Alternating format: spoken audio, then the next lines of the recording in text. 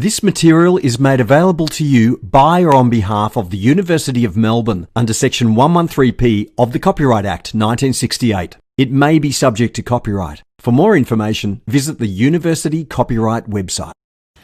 Yes, well, this is something which I wrote a while ago to clear my own mind. Here is my recollection about how I came to think about discrete programming. There was an enterprising young engineering graduate from this university. He'd taken a job in Bahrain with British Petroleum, which had a different name in those days. He introduced the use of linear programming for the fractional distillation of crude oil. But he was on leave in Melbourne, and this is late 1955.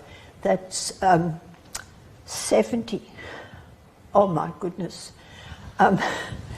45, 55, 64 years ago. He gave a talk to the statistics department, and in those days we were housed in old arts. And on this new technique, because linear programming was then a very new technique. And Professor Bells was the head of statistics. He came across a paper in a Canadian journal which used linear programming to solve what's called here the paper trim problem.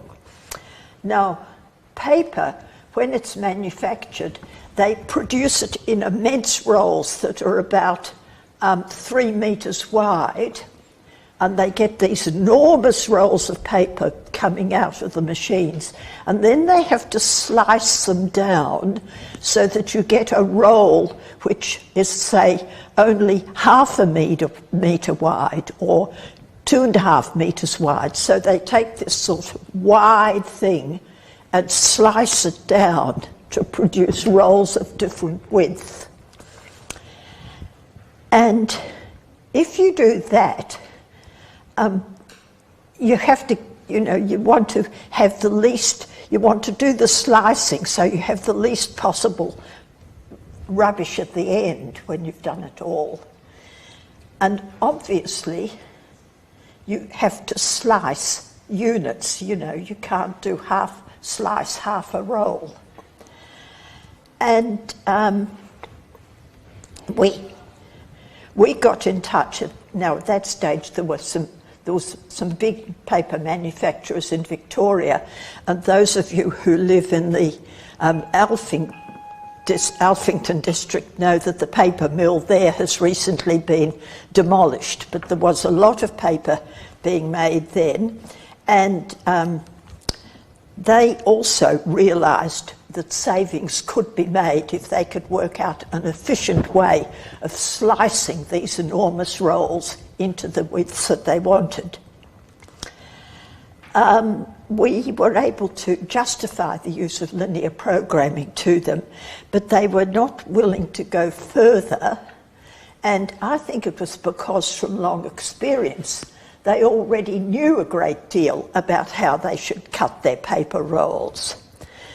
But I saw that in the Canadian paper, the answer, the one that Professor Bells had found, the answer came out in integers without any explanation as to how they'd managed that, because up to that time, linear programming could give you an answer that x1 had to be 6.2 and x2 had to be 7.3, and there was nothing in linear programming as it existed then to guarantee that you got integers.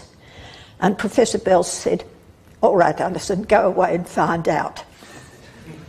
So I worked on it, and I got to the answer that I found was good. And about that time, I also went to Britain. Professor Kendall, who was a very, very, very high up in statistics, and he was a professor at the London School of Economics, and he said, come and work here for a couple of years as a research student and see what you can do. Now, I had the good fortune to meet up with a lady called Ailsa Land, and she had been working on linear programming, but on a special type called the travelling salesman problem. And the way it is set up, you are always guaranteed to get a correct integer answer, but that's a peculiarity of that type of problem. So we worked together and took my idea about how you could get integers and worked on that. And I think the oil company sponsored us for that research work for a couple of years, and so we were able to produce the paper, which was eventually published in 1960.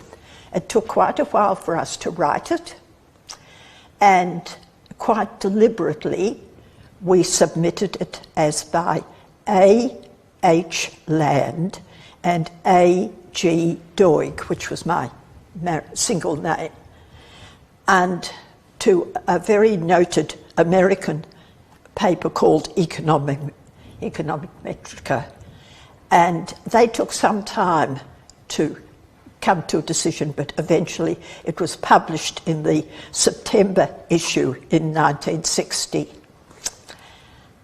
And from there it's been cited and used many, many times. Now, what we published was the basics of the subject, but the subsequent labelling of branch and bound was not done by us, and I should go and do my homework and find out who it was who first used the term branch and bound. Does anybody here know? Anybody know? No. Anyway, I think it's a very good name. And it's really and truly, it's sort of like a tree, because you grow up, and if I think that actually is coming down from the top of a tree, thinking always of you're trying to maximise something, but we know with linear programming you can maximise or you can minimise according to what you want. But you start at the top of the tree and then consider which things have come out. You've got the optimum answer according to basic linear programming rules. And then somebody comes along and says, yes, that's very nice, that's a great schedule you've given us for how we are to distribute our trading ships, our ships with, say, cargoes of oil, except that you've got 2.5 ships going to South America, and you've got a quarter ship going to Europe and a quarter ship going to North America. What do you want to do about that? So that's where the integer aspect of it comes in. And the way we phrased it is that you look at the variables that have come out, which have not come out to be integers, and you see what happens if you force them to be integers. And that will lower your optimum value, must lower its optimum value because you're going away from the absolute best, but you find which of you can test all these ones and see which of them makes the least change in your result. And sometimes you'll find that if you force something to be an integer, you violate other constraints, and that puts a bound on what you can do, because you're not allowed to violate the other constraints that you've put into the problem. So it's you just sort of travel about through all these things that haven't turned out to be integers when they should have been. You travel about and find the one that makes the least change and have a look at that, because you know since it's made the least change, it will be the best subject to the integer constraint. And sometimes that branch may actually fizzle out, because it turns out that there are other things that have to be integers and you can't achieve it. So put a bound on that branch and go and look at the next branch. And so it continues. And that's the story of branch and bound, which then received a lot of interest, but I think mostly from people concerned with mathematical economics and econometrics, as it was. And this, now there was complication in that a couple of years later, after the paper was published, I returned to Australia to take up a position here at Melbourne University. And I didn't do any further work on that subject because when I returned to Melbourne, nobody seemed to be very interested. We didn't have sort of good exchange of notes between the different faculties. Economics may have been interested in it, but certainly in stats and maths, as it was then, they said, well, all right, yes, you know, that problem solved, let's continue. But they didn't go any further with it. And I think probably it did need to be developed on the economic side. Now, then, so I continued on here, but that's really the finish of my thing. So, questions. Give me a moment to get my breath out, back, and you can start asking questions. Yes? Yes, thank you very much for those, for that history. I have a question about, just before you arrived, Alison showed us a picture of the mechanical calculator of the kind that was being used 65 years ago. And I'm just wondering how you were able to develop the intuition around what you've just described when you were working with such a challenging tool to actually solve the example problems that you were working on. Well, we didn't realise that the tool was inadequate. I mean, that tool we had, which was an electric calculator, that was the best available at the time. So, and it was done on a very simple, small problem. But yes, you had to do quite a bit of arithmetic, and in particular, one I sort of, well, I can't say this is the truth, but I think I would have chosen to work on problems where there were not too many variables to worry about. But we just worked on it. And in later years, of course, you know, it was no problem because we got computers rather than calculators. But by the time it sort of was moved to being a computer-solved problem, I was worrying about other things. We got very good with our electric calculators. We were even quite good with hand-operated ones. I was just wondering, with what you were saying with the funding for the actual research for what you published, when you were doing it for BP, so was that entire project fully funded by BP?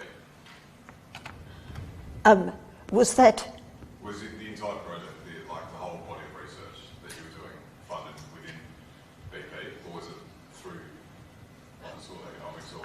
Oh, well, BP sort of made some sort of a grant to the London School of Economics to sponsor Ailsa and me. And Ailsa continued working on this and you know, did a lot of work. I've brought in a paper to show Alison of the subsequent work that was done. But I had sort of lost it by that stage because I was on the other side of the world. But we still keep in touch. Yeah, that was the other thing I was going to ask, yeah. Yes. Now, come on now, there must be a girl who's got a question. No? No? I mean, it was, we were aware that there was some prejudice against papers by women. I mean, it was not accidental that we just put our initials on that paper. Well, was there any other woman at the London School of Economics at that time? Oh, yes, there was an older lady. I didn't work with her much, but she was a Dr. Helen Makova, or Makova possibly, and she had introduced linear programming. And this is how Ailsa and also another colleague, Dr. George Morton, that was how they got to know about linear programming. So there was interest in linear programming because that technique in itself was new and getting a lot of attention given to it. That's the only other woman I can think of who had any close connection. And when you came back to the University of Melbourne, were there any other women here at that time as faculty? Well, I became a senior lecturer in statistics and had that position for 8 years. Mm-hmm. And then I've been doing casual tutoring for a lot longer than that. That's something that's it's very interesting, your experience in seeing this university for the past several decades. And how do you see the evolution or the changes that have happened over the years? Oh, in a way, overwhelming, because at the time when I was a new first-year student here, was immediately after the end of the Second World War, and there was a thing called the CTRS, Commonwealth Research Training Scheme, which the then government installed so that all the people who'd been in the forces during the war and therefore had lost opportunity for secondary and tertiary education, they were given places both at schools and at the university. So So I happened to come at a time when the university did a big jump in the number of students, and that meant it was a very lively place.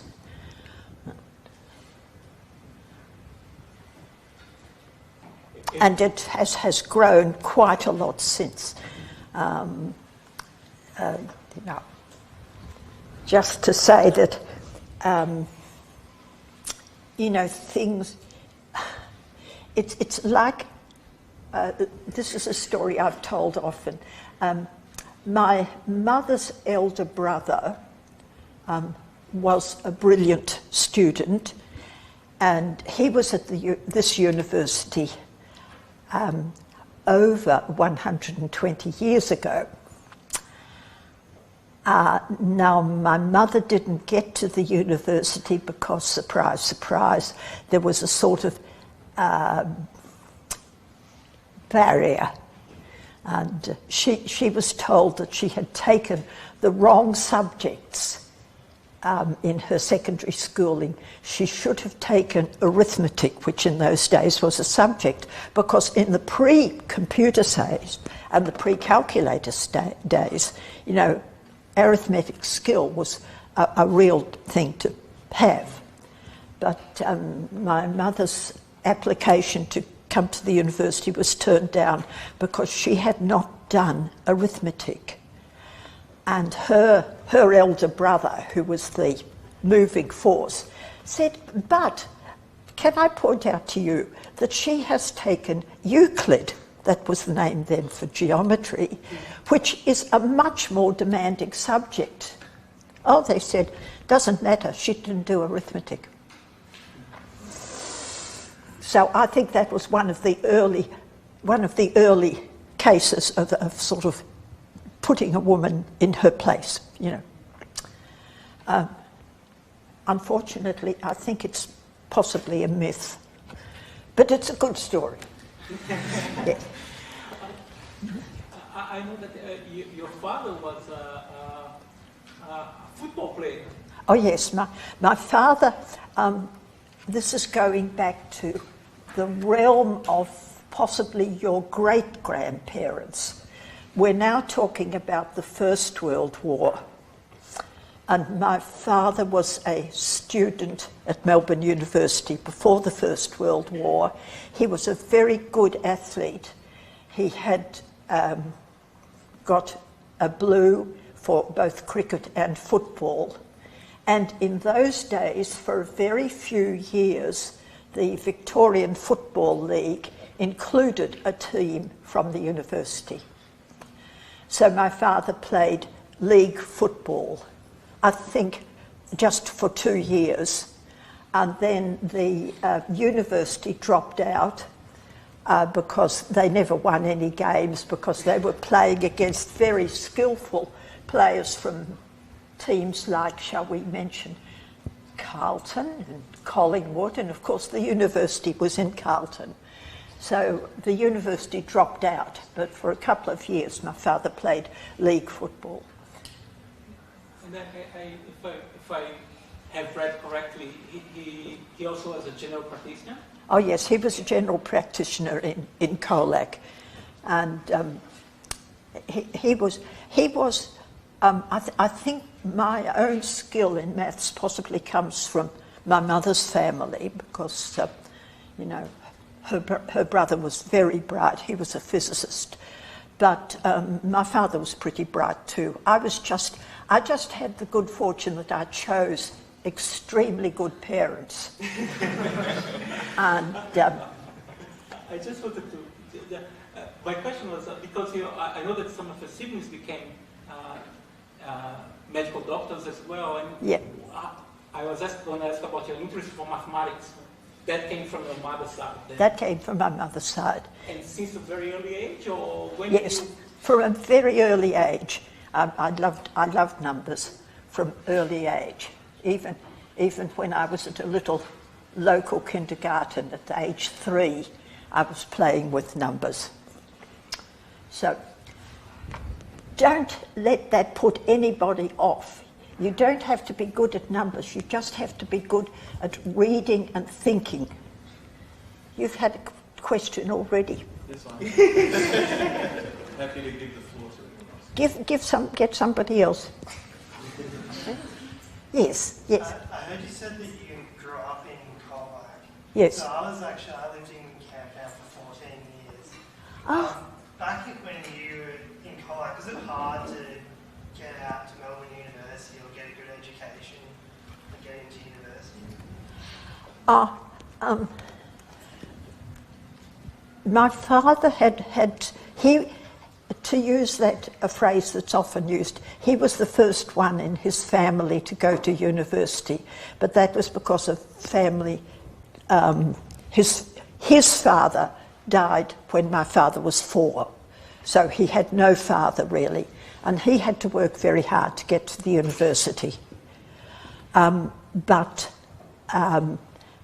there was no question in our family about the children getting as much education as they wanted or needed. And I went to Colac High School, which I remember with great affection, and then it was just, so to speak, understood in those days that you did your final secondary schooling in Melbourne or Geelong, and I did it in Melbourne. But so you were at Camperdown High School? Not for long. I went to Melbourne to do the last 4 years. Yes, you see, similar, yeah. Mind you, in retrospect, I think had I stayed on, it would have been very good, because there would have been a fairly small year 12, and we would have had, exclusive teaching. But that didn't occur.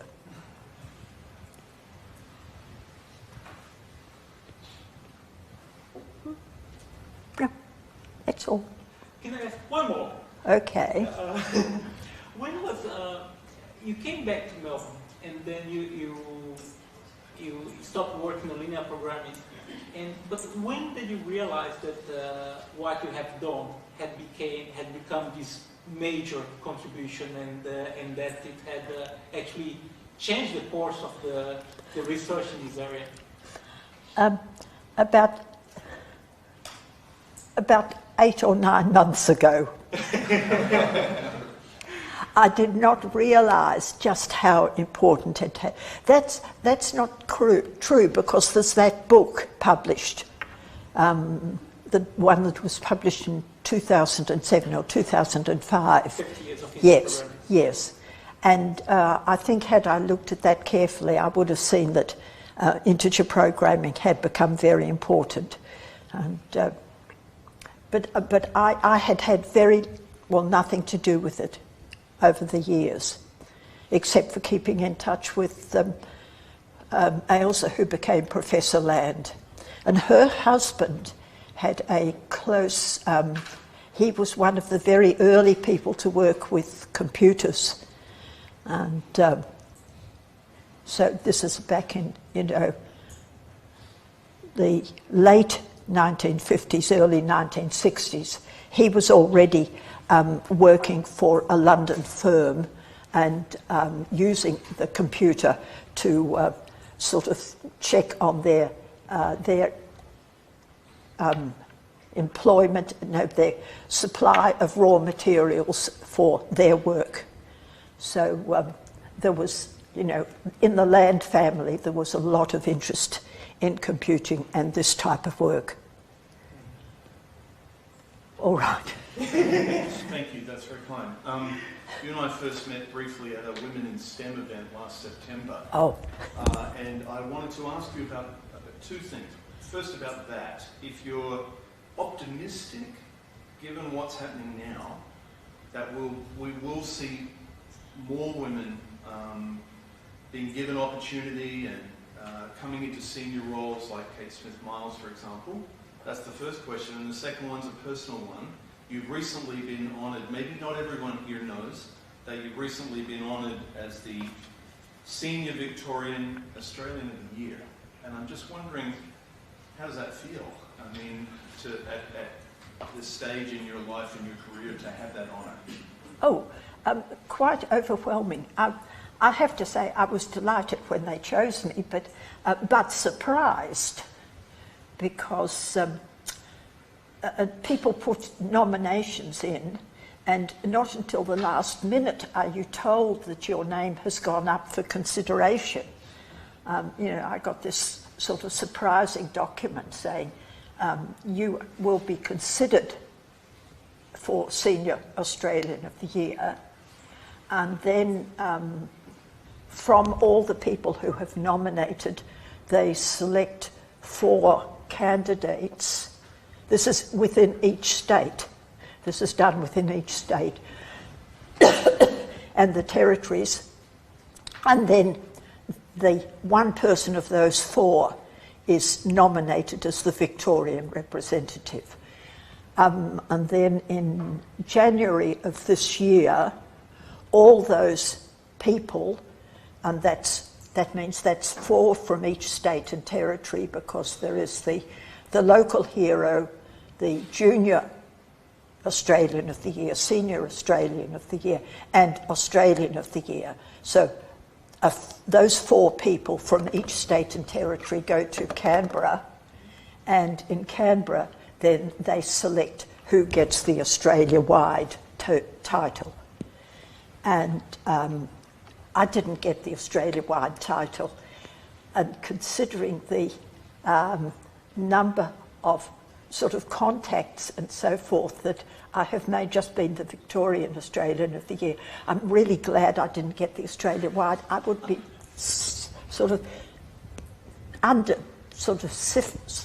get all the invitations and all the comments and everything.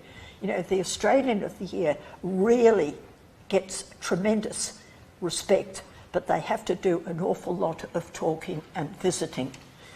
and hold up the respect, you know, hold up the award to respect. I mean, I hope that some of you have seen Eddie Wu on television, because he was, I think he was Young Australian of the Year, and he's great.